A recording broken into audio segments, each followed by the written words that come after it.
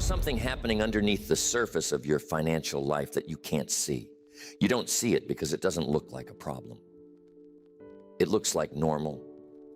It looks like reasonable. It looks like the way grown adults handle their money and their work.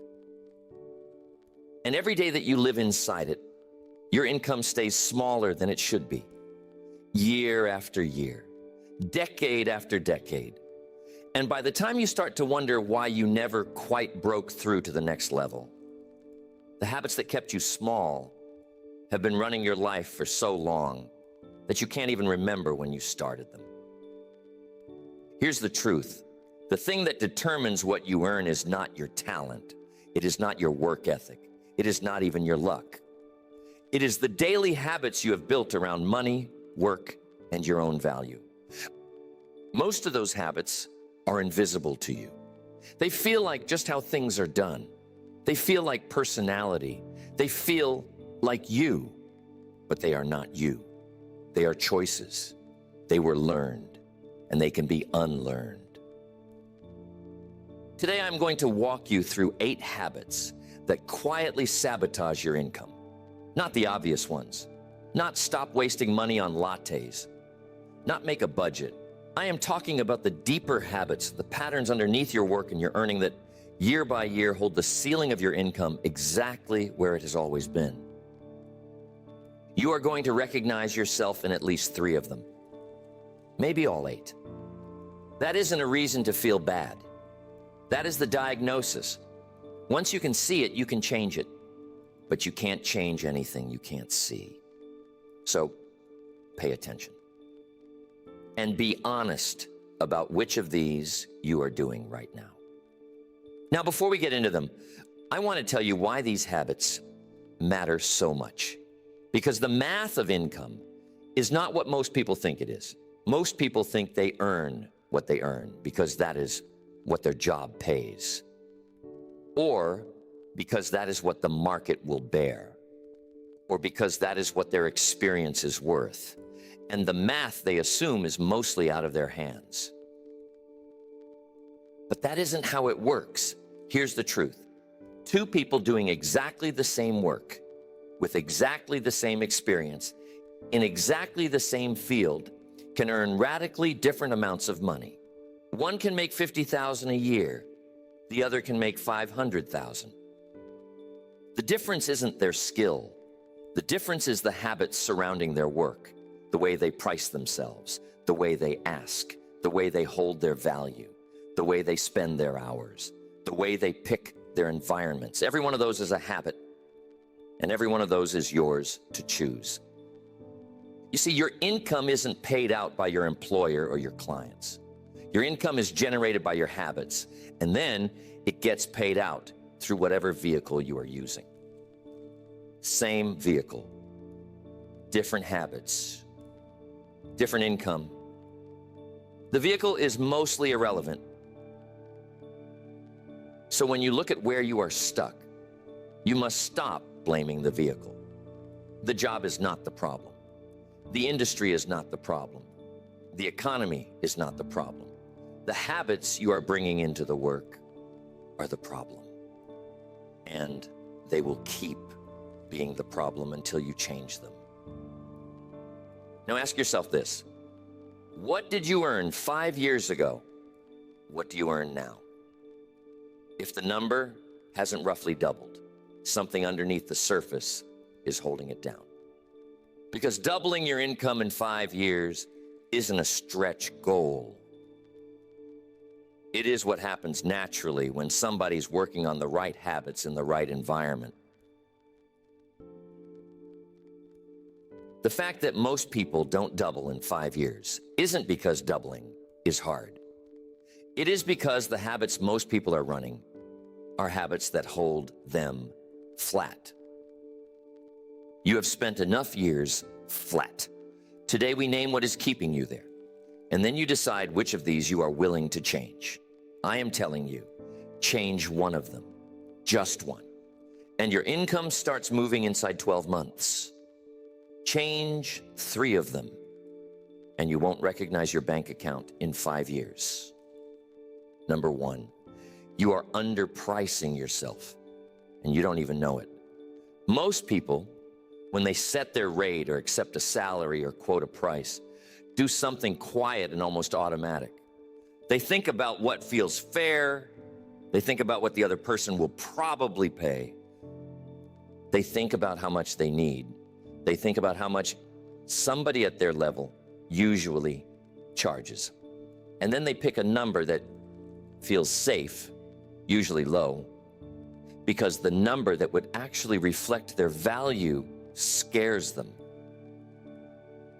Here's the truth. The number you settle on says more about your self-image than it does about your skill. Two people with the same skill can pick wildly different numbers. The person who underprices isn't less skilled. They are less convinced of their own value. And the world, for the most part, accepts your conviction about yourself. If you act like you are worth $50 an hour, the world will pay you $50. If you act like you are worth $300 with the same skill and the same delivery, most of the world will start paying you $300. Some won't. The ones who won't aren't your customers anymore. You see, every time you accept the lower number, every time you say okay when the client tries to negotiate you down, every time you accept a salary increase that is barely above inflation, every time you let somebody talk you into doing the work for less than what it is worth, you are training the entire ecosystem around you to keep you priced where you are. You are signaling that this is your level, and the ecosystem responds accordingly. But the worst part is what underpricing does to you internally. When you charge less than what your work is worth, you start to resent the work. You start to resent the clients. You start to resent the time. Because deep down, you know you should be charging more. And every job that comes in at the low rate is a daily reminder of what you didn't ask for. And the resentment poisons the work itself. Here's the test. The next time you give somebody a number, pay attention to how it feels. If it feels safe and easy, the number is too low. If it makes you slightly uncomfortable to say it out loud, it is probably close to right. If saying it makes you nervous, you might be charging what you are actually worth. You must learn to live with that nervousness. It is the feeling of pricing yourself like a professional.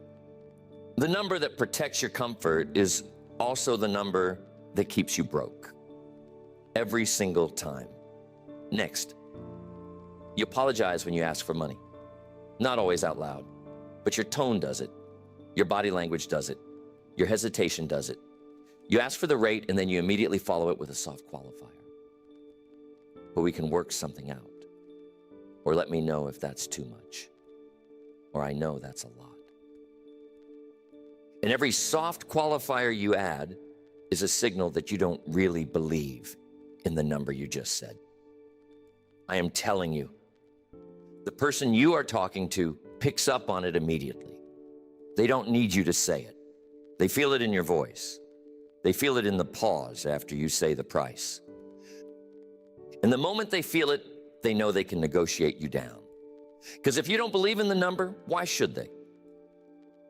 You see, asking for money confidently isn't arrogance. It is professionalism. When you go to a doctor and they tell you the visit costs $300, they don't apologize. They don't flinch. They don't say, but we can work something out. They state the number, they wait. And you either pay or you don't. That is how an adult prices their work. That is the energy you got to bring to your own pricing. You must say the number like you mean it, every single time. Most people apologize because they think it makes them seem nicer. It doesn't.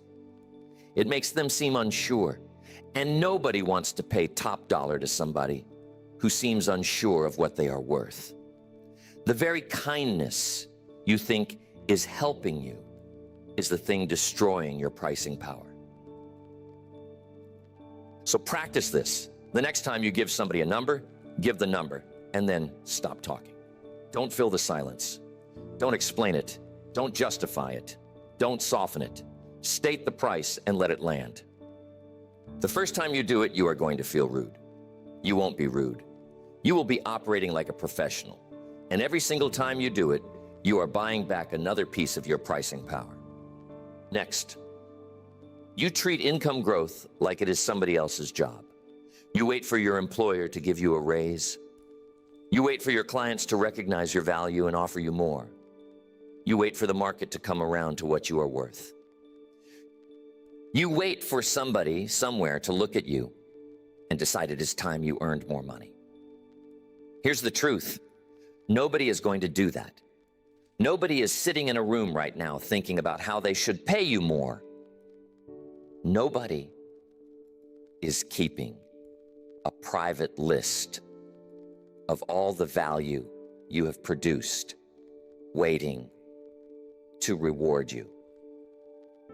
Every employer, every client, every market is happy to keep paying you what they are paying you for as long as you let them. Not because they are bad people, because that is how the system works. You signal what you are worth by what you ask for.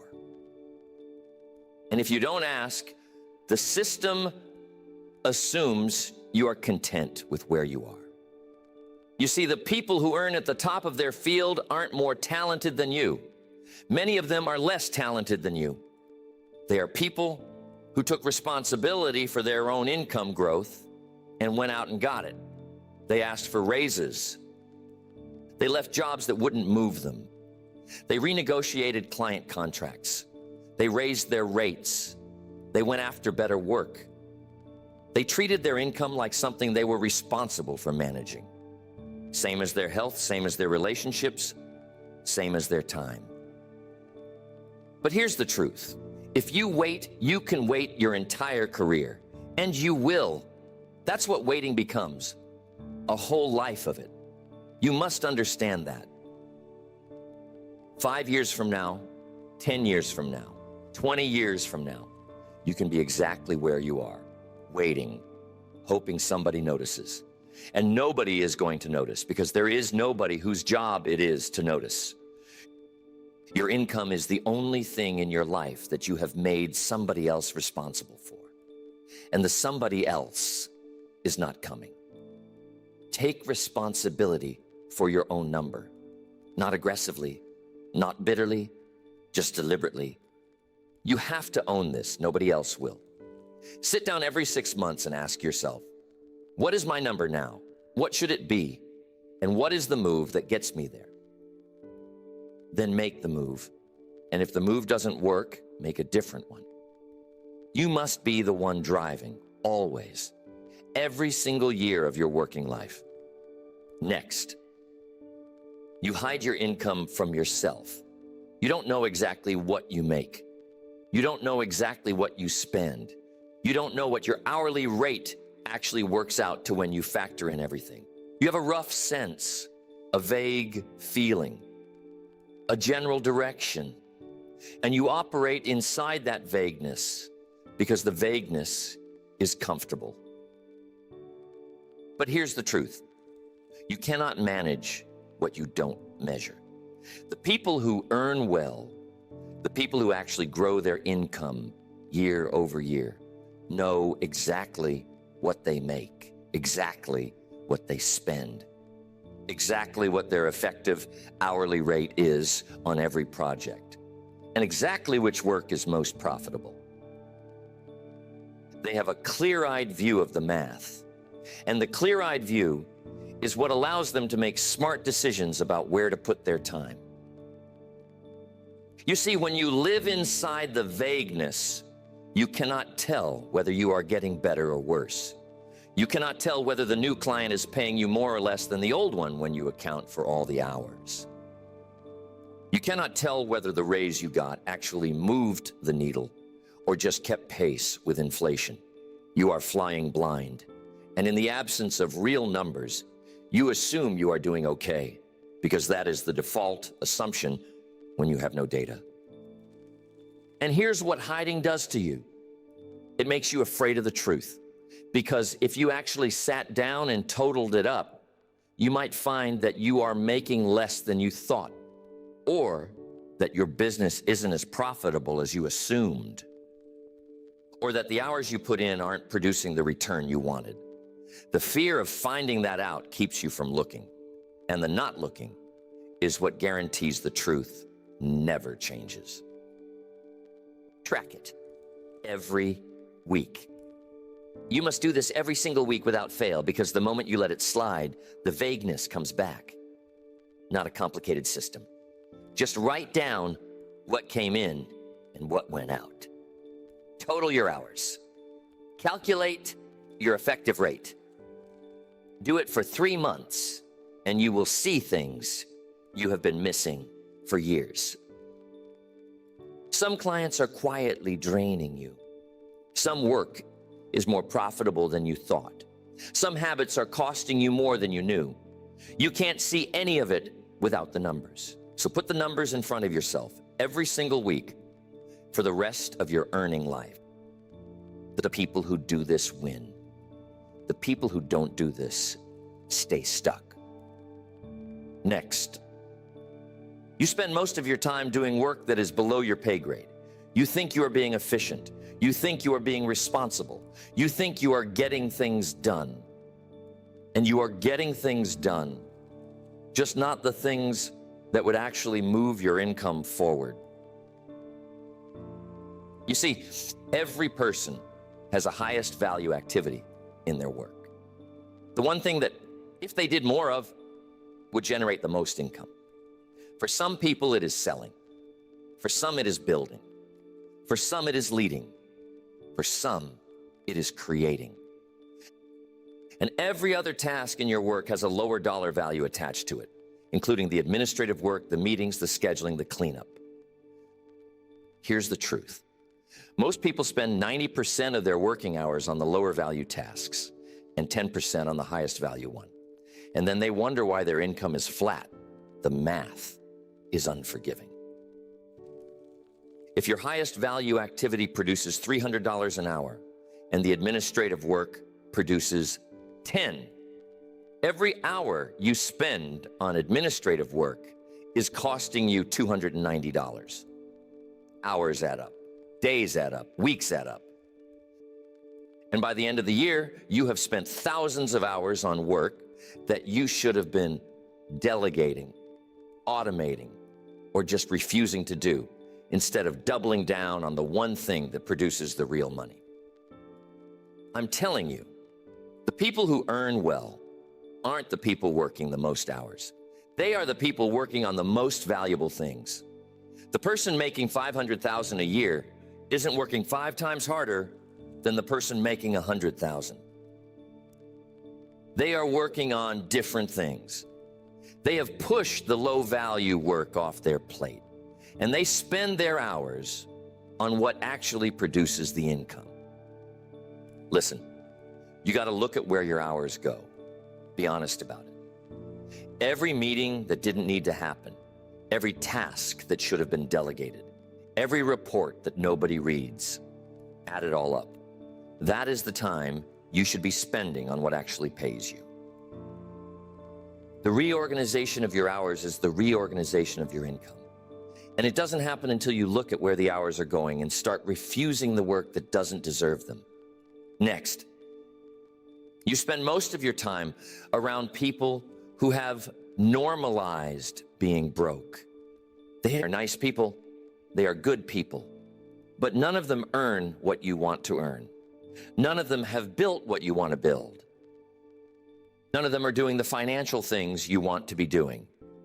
And every conversation you have with them is reinforcing a ceiling on your own income, because their normal is becoming your normal. I once knew a young man who was a craftsman, skilled, hardworking, dedicated. He charged $40 an hour because that is what every other craftsman he knew charged. He had been at that rate for 6 years.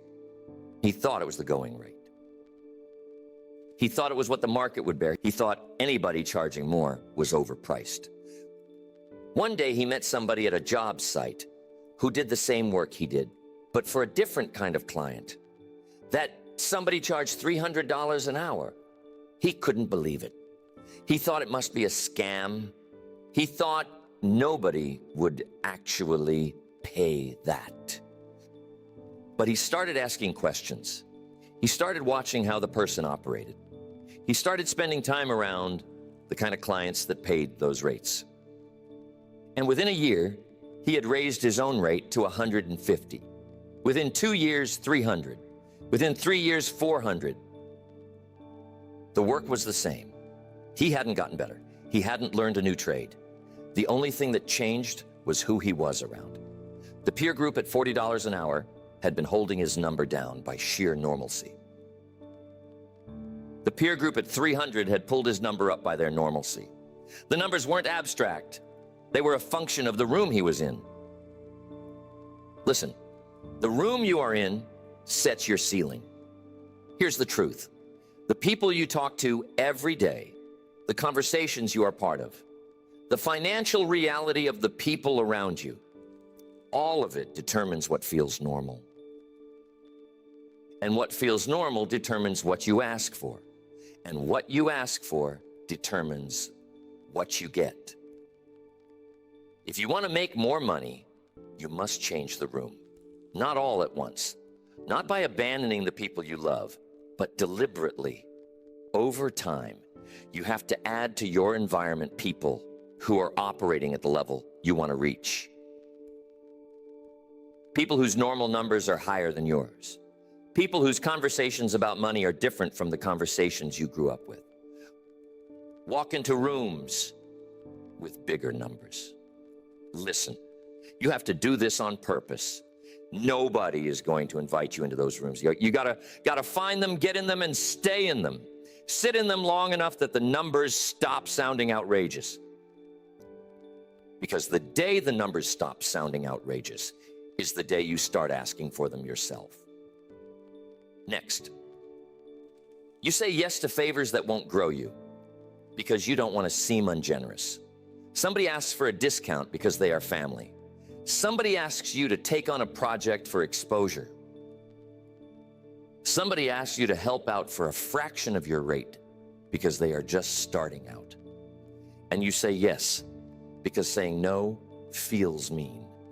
Saying no feels like you are putting money above relationship. Here's the truth. Every yes to a favor is a no to your real work. Every discounted hour for a friend is an hour you didn't spend on the work that pays your rate. Every project taken on for exposure is a project that didn't advance your career. The math is not malicious, it is just math. There are only so many hours. The hours you give away to discounts and favors are hours that didn't go toward your actual income. And here's what most people don't understand. The favors don't even produce the goodwill people think they will. The person who got the discount usually doesn't appreciate it as much as you imagined they would.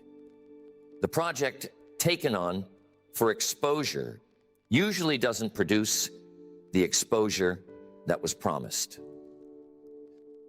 The friend who got the family rate often doesn't come back at the regular rate. The favors are a one-way leak in your income, and the goodwill payoff almost never materializes. You see, generosity at the expense of your own livelihood isn't real generosity. It is self-sacrifice dressed up as kindness. The truly generous person is the one who has built a strong enough income that they can afford to give from a place of strength. Donate to causes, support family directly, mentor people, fund things they believe in. The one who is constantly leaking their income through discounted favors is helping nobody, including themselves. You got to learn to say no with kindness, not coldly, not with a long explanation. Just say, I can't do it at that rate, or that's not work I can take on right now, and then change the subject. The first few times you do it, you are going to feel like a bad friend. You won't be a bad friend. You will be a friend who has finally figured out that you can't help anybody from a place of resentment and depletion. Next, You are avoiding the one conversation that would raise your rate. You know which one. The conversation with your boss about a raise you haven't asked for in 2 years. The conversation with your client about adjusting the price on a contract that hasn't changed since you signed it. The conversation with the people who pay you about what your work is actually worth now, compared to what it was worth when you set the original number. Every day that conversation doesn't happen, your income stays where it has been. And every day it doesn't happen costs you real money. Most people avoid this conversation because they imagine it will go badly. They imagine the boss will be insulted. They imagine the client will walk away. They imagine they will look greedy. So they wait and wait and wait, sometimes for years. While inflation eats into their effective income and their work keeps getting more valuable and they keep getting paid at the rate from 3 years ago. Here's the truth. The conversation almost never goes the way you imagine. The boss usually doesn't react badly. They react with surprise that you waited so long, and then they usually find some version of yes. The client usually doesn't walk away. They push back on the number, negotiate a smaller increase, and stay. The percentage of these conversations that end in disaster is much smaller than the fear suggests. And even when one of them does go badly, you find out something important. The relationship wasn't what you thought it was, and you could stop investing in it. You see, the income gap between people who have these conversations and people who don't is enormous. Over a working life, the person who renegotiates every 2 to 3 years earns hundreds of thousands of dollars more than the person who never renegotiates. Same job, same skill, same career, different conversations. The ask is the discipline. You must train yourself to ask, not aggressively, not constantly, but on a regular schedule. Every 12 to 18 months, somebody who pays you needs to hear from you about the number. If they hear from you about it, the number moves. If they don't hear from you, the number stays flat every single time. You have to be the one who starts the conversation. You set the meeting, you go in prepared, and you ask. You got to put it on your calendar every single year. Make it a habit.